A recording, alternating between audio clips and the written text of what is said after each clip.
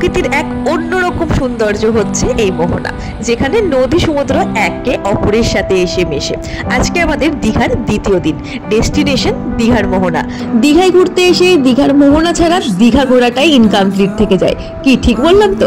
আর মোহনায় এসে এই মাছের প্রেমে তো পড়তেই হবে, তাই প্রথমবারের মতন ডিসাইড করেই ফেললাম এখান থেকে মাছ নিয়েই বাড়ি যাব। কি কি মাছ কিনেছি শেয়ার করব আর ডিটেল শেয়ার করব তোমাদের সাথে। আর আমাদের এই দীঘা ট্রিপটা ছিল জাস্ট ফাটাফাটি।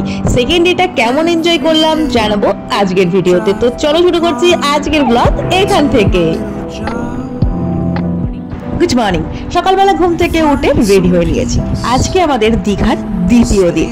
ঘুম থেকে উঠে ফ্রেশ হয়ে রেডি হয়ে নিয়ে এখন আমরা বেরোচ্ছি দীঘার মোহনার উদ্দেশ্যে। ও তার আগে দিয়ে নেবো ইন্ট্রো। তো চলো ধর্ণিমের আরো একটা নতুন ব্লগে সাথী সকলকে জানাচ্ছে অনেক অনেক সুস্বাগতম। আর রেডি যখন হয়ে গেছি তখন দেরি করে সময় নষ্ট করে কাজ নেই। তো চলো সকলে মিলে বেরিয়ে যাওয়া যাক, কারণ আমরা ছাড়া দাদা আর দিদিভাই অলরেডি নিচে চলে গেছে। তো চলো।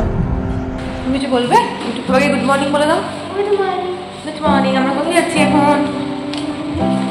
ঘুরতে। কোথায় ঘুরতে যাচ্ছি? জায়গাটার নাম তুমি জানি না। আমরা মোহনায়। হ্যাঁ সুন্দর লাগছে, কিউটি পাই লাগছে, কিউটি পাই। চলো কিউটি পাই, চলো চলো চলো চলো চলো চলো চলো চলো চলো চলো। I'm so opposite, I'm so backwards, upside down, such a clown. Got no frown on my lips.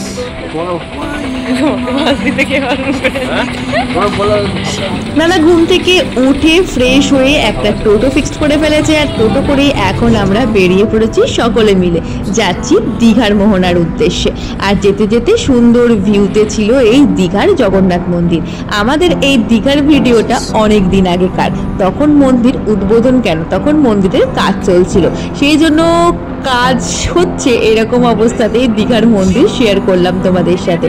প্রথম ব্লগটা মানে ডে 1 শেয়ার করেছিলাম অনেক দিন আগে, আর অনেক দিন পর হাজার কাজের ব্যস্ততায় আর শেয়ার করা হচ্ছিল না তোমাদের সাথে ভিডিওগুলো। আজকে ভাবলাম না, করেই ফেলবো তোমাদের সাথে একটা একটা করে ভিডিও শেয়ার, সেই জন্য ডে 2টা শেয়ার করতে চলে এলাম। তো রাস্তায় বেরিয়েছি, সকালটা তো চাটা কিছু খাওয়া হয়নি, সেই জন্য একটা দোকান থেকে দাঁড়িয়ে পড়লাম। এখান থেকে খাবো আমরা চা। আর এখানে দেখেছো সূর্যি মামারও দেখা মিলে গেছে। আমরা ভেবেছিলাম দীঘা মোহনা থেকেই সানরাইজ দেখবো, কিন্তু সেটা আর হয়নি। এখানে নিয়ে নিয়েছি 1 কাপ গরম গরম চা, আর সকলে মিলে খুশ মেজাজে গল্প করতে করতে চা খাওয়ার ব্যাপারটাই আলাদা। আর এত সকালে ঘুম থেকে ওটা হয়, কিন্তু চাটা এত সকালে খাওয়া হয় না। তো এরকম একটা সুন্দর মনোরম পরিবেশে একটা চা জাস্ট জমিয়ে দিল পুরো দিনটাকে। নিউ দীঘা থেকে দীঘার মোহনা যেতে অনেকটাই সময় লেগে যায়। তো আমরা প্রায় কাছাকাছি চলে এসেছি দীঘার মোহনার। আর এই জায়গাটা থেকে সমুদ্রের গর্জন যেমন শোনা যায়, দেখতেও কিন্তু অসম্ভব সুন্দর লাগে। তো আমরা এখন মোহনার উদ্দেশ্যে যাচ্ছি সকলে মিলে। সকালবেলায় মোহনাটা প্রচন্ড প্রচন্ড প্রচন্ড বাঙালির কাছে এক অন্যতম ইমোশন দীঘা। দীঘাতে যতবার আসো না কেন দীঘা কিছুতেই হয় না পুরনো, যতবারই আসি ততবারই যেন নতুন লাগে দীঘাকে। আর এই দীঘার মোহনা সত্যিই একে ভাষায় বর্ণনা করা সম্ভব নয়। সকালবেলা সূর্য যখন আকাশে বিদ্যমান, তখন সমুদ্র যেন আরো সুন্দর লাগে। একদিকে নদী যেমন ততটাই শান্ত, আর অন্যদিকে সমুদ্র ততটাই উত্তাল। কত সুন্দর লাগে না? দুদিকেই জল, একদিকেরটা এতটাই শান্ত আর একদিকেরটা এতটাই উত্তাল, দেখে সত্যি বিশ্বাস হয় না। তবে সবসময় এই জায়গাটায় আসা যায় না, মানে এতটা সামনে আসা যায় না। জোয়ারের টাইমে তো সমুদ্র প্রচন্ড পরিমাণে উত্তাল থাকে। আমি এতবার দীঘায় এসেছি, এই প্রথমবার এতটা সামনে যেতে পারলাম, মানে যতখানি বর্ডার লাইন আছে আর কি। আর এখানে এসে কতগুলো সুন্দর সুন্দর ছবি তো তুলতেই হবে, নাহলে জার্নিটাই যাওয়া সম্পূর্ণ। এই লুচির সাথে আমার বরের একটা গভীর সম্পর্ক আছে, মানে 2 মাইল দূর থেকেও সে লুচির গন্ধ পেয়ে যায়। দীঘার মোহনা ঘুরে ফটো তুলে যখন এখান দিয়ে যাচ্ছি, আমার বর বলছে লুচিটা খেলে ভালো হতো না, খিদেও পেয়ে গিয়েছে। ওই খাবার দেখলেই খিদে পায়, আর আমার বরের লুচির গন্ধ শুকেই খিদে পেয়ে যায়, সেই রকমই অবস্থা আর কি। তো আমরা এখানে খেতে বসে পড়েছি, অর্ডার দিয়ে দিয়েছি অনেক খাবার, সাথে চলে এসছে আমাদের সকলের জন্য ডিম টোস্ট আর আমার বরের জন্য স্পেশালি লুচি। তো যখন ডিম টোস্ট আমরা অর্ডার দিই, সন্টুর বক্তব্য ছিল ওকে কি ডিম টোস্টের সাথে আদৌ সস প্রোভাইড করবে, সেটা নিয়ে অনেক চিন্তা ভাবনা করে আমাকে অনেক প্রশ্ন করে আলটিমেটলি শেষে সস একটু পেয়েছে। আমরা কেউই বাইরে বেরিয়ে বাইরে সস খাওয়াটা পছন্দ করি না, কিন্তু মেয়ের জোড়াজুড়িতে অনেক সময়তে খেতেই হয়। আজকেও তার অন্যথা কিছু হয়নি, ডিম টোস্টের সাথে আবার একটু সস না হলেও চলে না, তাই উপায় না পেয়ে সস আমরা নিলাম। তবে আমাদের কন্যা অল্প একটু খাবার খেয়ে পেট ভরিয়ে ফেলেছে। এবার হচ্ছে দীঘার সেই মেন অ্যাট্রাকশন, দীঘার মাছ। দীঘার কাঁচা মাছের সঙ্গে এই জায়গাতে প্রচুর পরিমাণে শুটকিও পাওয়া যায়। এমন কোনো মাছ নেই যে মাছের শুটকি এই দীঘার মোহনায় পাওয়া যায় না। সাথে লম্বা দিয়ে সারি সারি দোকান রয়েছে, সেগুলো দেখে আমাদের সন্টুর অলরেডি বায়না শুরু হয়ে গিয়েছে, এটা কিনে দাও ওটা কিনে দাও। তো আমি দেখছিলাম এদিকে শুটকি মাছ, এখানে মেনশন করা আছে প্যাকিং এর সুব্যবস্থা রয়েছে, কিন্তু শুটকি তো আমরা খাই না, তাই জাস্ট দেখেই চলে এসেছি। সাথে ছিল অনেক রকমের মাছ, মানে কাঁচা মাছ, আর এখানে কাঁচা ইলিশ পাওয়া যায়, কিন্তু মাছের টেস্ট কেমন হবে সে তো না খেলে বোঝা যাবে না। তো এখানে অনেক রকমের মাছ পাওয়া যায়, চিংড়ি, ভোলা, ভেটকি, ইলিশ, পমফ্লেট, এই ধরনের মাছ। যারা যারা তোমরা আগেও এসেছো দীঘা মোহনাতে তোমরা তো জানোই কি কি মাছ পাওয়া যায়। তবে আমার এখান থেকে মনে হয়, পার্টিকুলারলি আমার মনে হয় দীঘার মোহনা থেকে মাছ ক্যারি না করাই ভালো। আর যদি ক্যারি করতেই হয় এখানকার কাঁকড়া, তারপরে বড় বড় সাইজের পমফ্লেট, তারপরে লবস্টার, চিংড়ি, এগুলো বাড়ি নিয়ে গিয়ে একবার ট্রাই করে দেখা যেতে পারে যে এখানকার এই মাছগুলোর টেস্ট ঠিক কেমন। তবে এখান থেকে আমরা অনেক রকমের মাছ কিনেছি, তো চলো সেটাই দেখাবো। তবে আমরা একটা ভুল করেছিলাম, আমরা বাড়ি যেদিনকে যাব তার আগের দিন মাছটা কিনে নিয়েছিলাম। তোমরা এই ভুলটা করো না, তোমরা যেদিন ফিরবে, যেদিন তোমাদের ট্রেন থাকবে, তোমরা সেই দিন সকালে মোহনায় এসে মাছ কিনে তবে বাড়ি নিয়ে যেও, আমাদের মতন ভুল করো না, তাহলে হয়তো মাছ অনেকটা খারাপ হয়ে যাওয়ার সম্ভাবনাও থেকে যেতে পারে। তো চলো এখানে মাছের গল্পটা সেরে নিই। এখানে আমরা নিয়েছিলাম 2টো কাঁচা ইলিশ, একটা মধু ভোলা, আর নিয়েছিলাম বেশ বড় বড় সাইজের পমফ্লেট। এই মাছগুলো এখান থেকে আমরা কিনেছিলাম, আর এখান থেকে বক্স প্যাকিং করে দেয়, বক্সের জন্য আলাদা চার্জ, আর পার প্লেট বরফ আমাদের ওই টাইমে বোধহয় 10 টাকা করে নিয়েছিল। এখানে প্রায় আমাদের 250-300 টাকার বরফই কিনতে হয়েছিল, প্যাকেটটাও নিয়েছিল ওই রকম 150-200 টাকা মতো, আর মাছগুলো তো আলাদা চার্জ রয়েছে। তো এখানে যতদূর সম্ভব ওরা ভালো করে প্যাক করে দেওয়ারই ব্যবস্থা করে, এরপরে বাদ বাকিটা তোমার কপাল, মাছটি কতটা ভালো থাকবে। তবে হ্যাঁ, একটাই অনুরোধ, তোমরা দিনের দিন যেদিন ফিরবে সেই দিন এসে এখান থেকে মাছ নিও, আদারওয়াইজ আগে থেকে কিনে কেউ রেখে দিও না। তো আমাদের মাছ কেনা কমপ্লিট, এখন চলছে এটার প্যাকিং, মানে র্যাপিং। ওনারা ভালো করে বক্সটাকে মুড়িয়ে দিয়েছে, এখন সেলোটেপ দিয়ে ভালো করে প্যাক করে দিলেই আমাদের মাছের বক্স একদম রেডি। তো দেখতেই পাচ্ছ বক্স আমাদের হয়ে গেছে রেডি, আর যত দিক থেকে হাওয়া ঢোকার সম্ভাবনা থাকে তত দিক থেকেই তারা র্যাপ করে দেয়, খুব সুন্দর, তাদের র্যাপিং প্রসেসটা খুব ভালো। তবে যদি হ্যাঁ এই সোলার বক্সে ফুটো থাকে তাহলে কিন্তু গন্ডগোল আছে বস। মোহনা থেকে আমরা এই জাস্ট ব্যাক করলাম হোটেলে। আমরা ব্যাক করে অনেক টায়ার্ড হয়ে গেছি, তাই গ্রাউন্ড ফ্লোর থেকে ফার্স্ট ফ্লোরে ওঠার জন্য আমাদের সাহায্য নিতে হচ্ছে এই লিফটে। তো লিফটের সামনে দাঁড়িয়ে আছি, আর এখন আমরা লিফটে করেই উঠবো ফার্স্ট ফ্লোরে। তো সাথে আমাদের রয়েছে মাছের ওই আস্ত পেটিটা, যেটা আমরা মোহনা থেকে কিনে নিয়ে এসেছিলাম, আর মাছ, পেটি, বরফ সব নিয়ে আমাদের এই 2,500 থেকে 3,000 টাকার মধ্যে পড়েছিল। অনেকদিন আগেকার কথা তো ঠিক অ্যাপ্রক্স মনে নেই, তবে এই রকমই হবে। তো চলো আমরা চলে এসেছি ফার্স্ট ফ্লোরে।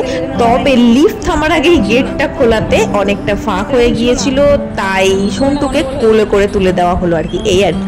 সকালে 6:30 নাগাদ হোটেল থেকে বেরিয়েছি, আর আমাদের ফিরতে ফিরতে প্রায় 9:45 বেজে গেছে। এসে চলে এসছে রুম ক্লিনিং এর জন্য, বেডশিট চেঞ্জ করে দেবে আর ওয়াশরুম মানে টয়লেট ওয়াশ করে দেবে, সেই জন্য ওনারা পরিষ্কার পরিচ্ছন্ন করছেন, আর আমি দাঁড়িয়ে আছি ব্যালকনিতে। তবে আমরা দীঘার সমুদ্র থেকে অনেকটাই দূরে রয়েছি, তবে ভালো, বেশ ভালো, নিরিবিলি, শান্ত, এফোর্ডেবল প্রাইস, সুন্দর রুম, আর কি চাই। বাজেট ফ্রেন্ডলি হওয়াটাই সব থেকে বড় কথা। ফর্সা হয়ে গেছে না? ফর্সা লাগছে দেখতে। আমার ফর্সাটা তোমার কাছে চলে গেছে।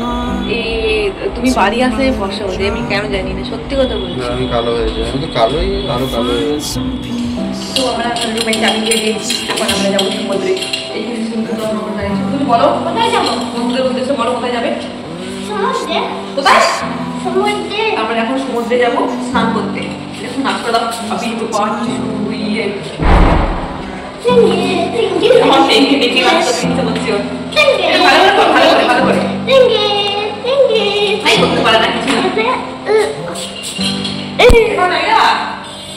ঘুরতে গেলে না এনার্জি কোথা থেকে বেশি বেশি করে চলে আসে। এইমাত্র আমরা মোহনা থেকে ঘুরে ঘরে চেঞ্জ করে তারপর বেরিয়ে পড়েছি সমুদ্রের উদ্দেশ্যে। আর সমুদ্রে যাওয়ার সময়তে এসেছে মারাত্মক বৃষ্টি, এত বৃষ্টি মানে ধারণা করা যায় না। তো শেষে আমাদের এখানে দাঁড়াতে হয়েছিল, তারপর আমরা এখানে দাঁড়িয়ে প্রত্যেকে ডাব খেয়ে নিয়েছি। কি নোংরা কি নোংরা, নোংরা জলে পা দিয়ে ফেলেছে, ওই জলে পা দিয়ে নিজে নিজের দায়িত্ব রাখবেন। আর এই হচ্ছে আমাদের সেই ইমোশনাল সমুদ্র, যেখানে রয়েছে মারাত্মক লেভেলে ভিড়। যে টাইমেই তুমি দীঘাতে আসো না কেন সেম ভিড় দেখতে পাবে, হয়তো এর থেকে অনেক বেশি ভিড় দেখতে পাবে। তবে আমাদের সৌভাগ্য ছিল সেই সময় আমরা না ঠিক কাদা জল পাইনি। মানে এখন দেখা যাচ্ছে তাদের অনেকেই তারা নাকি কাদা জল পাচ্ছে। তবে হ্যাঁ, আমরা যে টাইমে গিয়েছিলাম কাদা জল ছিল না, তবে জল ছিল অনেকটা দূরে। সেখান থেকে স্নান করা মানে জলের ঢেউও ছিল না, আর স্নান করা তো সম্ভবপরই ছিল না। আর এইখানে বল বেলুন খেলনা দেখে শুন্টু অলরেডি বায়না শুরু করে দিয়েছে, ওকে এখন এগুলো কিনে দিতে হবে। আমরা তো বিকেলবেলা আসবো, তখন কিনে দেওয়া হবে। হ্যাঁ মা, হ্যাঁ বাবা, এখন বাইরে এখন তুমি চান করতে এসেছি বলো। তারপর আমরা চলে এসেছি ঢেউসাগরের ঠিক অপোজিটে, মানে ঢেউসাগর যে পার্কটা রয়েছে তার পিছন দিকে যে বসার জায়গাটা রয়েছে ঠিক সেইখানটাতে। এখানটাতে স্নান করা যায় না, তবে এখানটায় বসলে না খুব সুন্দর দেখতে লাগে, সেই জন্য এখানে চলে এসেছি। আর দূর থেকে দেখো জুম করে মারাত্মক ভিড়, মানে মারাত্মক লোক দীঘার সমুদ্রে এখন স্নান করছে। তাই আমরা ভাবলাম না, স্নান করে আর কাজ নেই, এমনিতেই একটু জল ঘোলাটে, জল অনেকটা দূরে, তাই আমরা ডিসাইড করলাম এখানে আর আমরা স্নান করবো না, আমরা হোটেলে ফিরেই কিছুটা টাইম সুইমিং পুলে স্পেন্ড করব। তো সেই মতন আমরা এখানটা এসে কিছুক্ষণ বসে কয়েকটা ফটো তুলে নিয়েছি, সুন্দর সুন্দর ফটো, যেগুলো থেকে যাবে আর কি। তো চলো আমরা এখন সোজা চলে এসেছি হোটেলে। তো আমাদের ঘড়িতে এখন বাজে হচ্ছে গিয়ে 4:45, লাস্ট মিনিট বোধহয়। এখন আমরা লাঞ্চ করতে যাব, মানে সবার লাঞ্চ কমপ্লিট, আমাদের 4টে পর্যন্ত টাইম ছিল। কোনোভাবে 15 মিনিটে স্নান টান করে এখন আমরা যাচ্ছি লাঞ্চের জন্য। চলো লাঞ্চ করে। প্রথম দিন যখন আমরা এসেছিলাম দীঘাতে, সেদিন আমরা বাইরের একটা রেস্তোরাঁতেই খেয়েছিলাম।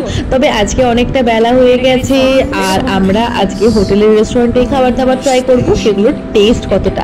আর এই রেস্টুরেন্টটা ছিল খুব পরিষ্কার পরিচ্ছন্ন, সাজানো গোছানো, একদম ওয়েল ডেকোরেটেড, আর খাবার দাবারের টেস্টও ছিল সত্যিই খুব সুন্দর। তো আমরা আজকে এখানেই খাবো। আর আমরা যখন সকালে সমুদ্রে যাই তখন যাওয়ার সময়তেই আমরা খাবার অর্ডার করে গিয়েছিলাম বলেই আজকে খাবার পেয়েছি, কারণ ঘড়ির কাঁটাতে 4টে বেজে গেছে। তো আমরা সকালে যা যা খাবার অর্ডার দিয়েছিলাম তার মধ্যে কম্পালসারি যেটা ছিল ভেজ থালি, যেটা সবার জন্যই সমান। তারপরে মাছ মাংস যে যা অর্ডার করবে সে সেটা নিতে পারে। তো ভেজ থালির মধ্যে ছিল ভাত, যেটা সুন্দর ভালো চালের ভাত ছিল, আলুর চিপস ছিল, পাঁপড় ভাজা, আর এক্সট্রা রাইস চাইলে ওরা দেবে। আর সাথে ছিল ডাল আর 2 রকমের তরকারি, আর পেঁয়াজ কাঁচা লঙ্কা দিয়েছিল। সাথে ছিল 2 রকমের 2টো মাছের প্রিপারেশন। দীঘা জাস্ট মাছ ছাড়া ইনকমপ্লিট, দীঘায় আসবো মাছ খাবো না সেটা কি করে হয়। এখানে একটা প্রিপারেশন ছিল চিংড়ি মাছের মালাইকারি, আর একটা ছিল কাতলা মাছের কালিয়া। তো দেরি করে কাজ নেই, পেটে ছুঁচোয় ডন দিচ্ছে, তো চলো ঝটপট খেয়ে নিই। সমস্যা হচ্ছে, চলো এখন আমরা যাচ্ছি। এই রাত্রি 9টার সময় নতুন নতুন ড্রেস পরে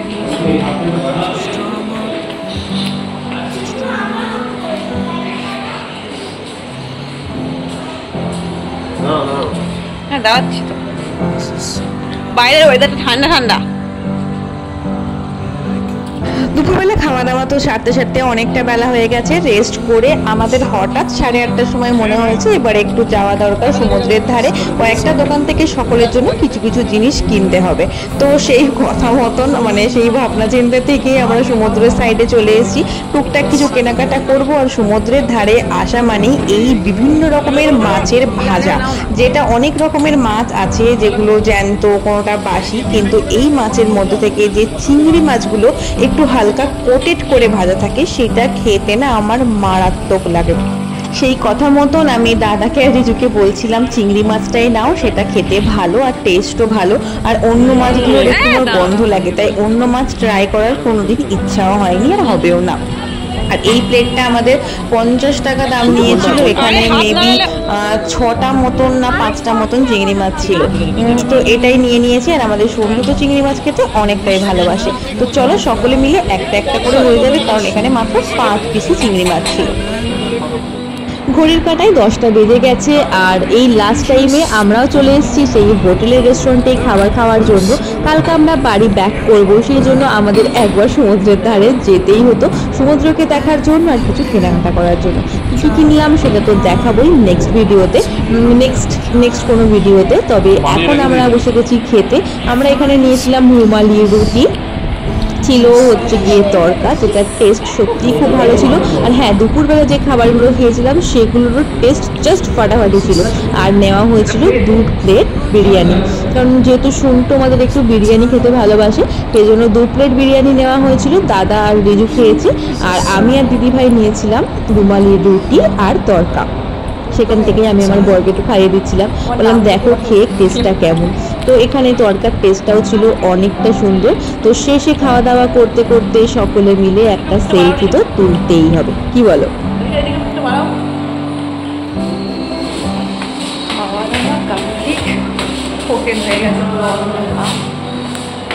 চলো রুমের দিকে। আর আজকের ব্লগ শেষ করছি এখানেই। কেমন লাগলো আজকের ব্লগ অবশ্যই জানিও, ভালো লাগলে অবশ্যই কমেন্ট করে পাশে থেকো। তো চলো আজকের মতো নাইট বাই। আর হাতের 3টে থেকে 3টে ফোন নিয়ে ওয়েট করছি। ওরা জাস্ট আমার অনেকক্ষণ খাওয়া হয়ে গেছে, আর ওরা জাস্ট এইমাত্র খেয়ে আসলো, তাই ফোনগুলো নিয়ে আমি উপরে চলে এসেছি। তবে চাবি নিয়ে আসিনি বলে ওয়েট করতে হবে।